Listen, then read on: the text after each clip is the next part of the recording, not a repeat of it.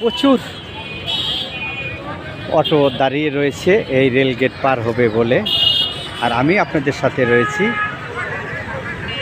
সরাসরি দেখাচ্ছি। আমি দেখাবো যে আসলে এই ট্রেন যাওয়ার পরে অনেক লোকের সমাগম এই রাস্তা দিয়ে যেয়ে থাকে, কিন্তু ছোট্ট একটি রেলগেট, যদিও রাজবাড়ী জেলার 1 নম্বর রেলগেটে দেখেন যে অনেক লোকের সমাগম রয়েছে মোটরসাইকেল, অটোরিকশা এবং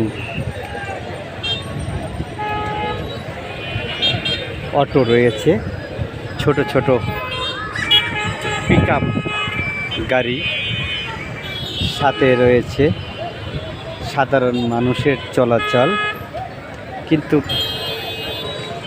প্রচুর ভিড় রয়েছে।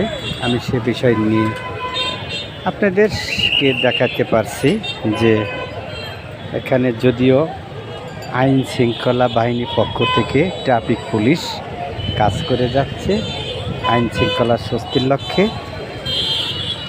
আর আমি আপনাদের সাথে রয়েছি, আমি শেখ মোহাম্মদ বেল্লাল হোসেন, অনলাইন নিউজ বাংলা, রাজবাড়ী জেলা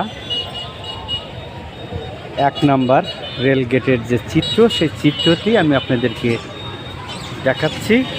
আপনারা আমাদের সাথে থাকুন এবং বিস্তারিত দেখতে থাকুন। রাজবাড়ী জেলার যে একটা চিত্র, সেই বিষয়টি কিন্তু আমি আপনাদেরকে তুলে ধরছি, আপনাদের সাথে রয়েছি আমি। আর আপনারা আমার সাথে থাকার জন্য সকলকে জানাচ্ছি আন্তরিক শুভেচ্ছা, অভিনন্দন। যে যেখান থেকে আমার এই ভিডিওটি দেখছেন সবাই লাইক, কমেন্ট এবং শেয়ার করবেন এবং বিস্তারিত লিখবেন। সবার প্রতি থাকলো আমার আন্তরিক শুভেচ্ছা। আমি রাজবাড়ী জেলার যে 1 নম্বর রেলগেটের চিত্র, সেই চিত্রটাই কিন্তু আমি আপনাদেরকে দেখানোর চেষ্টা করছি। আপনারা আমার সাথে রয়েছেন, দেখছেন বিস্তারিত। আমি এই মুহূর্তে রয়েছি রাজবাড়ী জেলা রেলগেট। আপনারা দেখছেন যে ঢাকা কমলাপুর থেকে এই ট্রেনটি ছেড়ে আসলো রাজবাড়ীতে।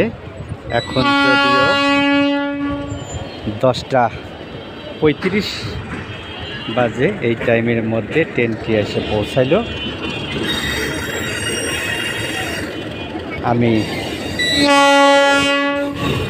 আপনাদের সাথে রয়েছি রাজবাড়ী জেলা রেলগেট থেকে। আপনাদেরকে দেখাতে পারছি যে আসলে রাজবাড়ী যদিও ছোট্ট একটা শহর, সেই শহরের মধ্যেই কিন্তু প্রচুর দর্শক, বিভিন্ন ধরনের গাড়ি দর্শক চলাচল করে থাকে।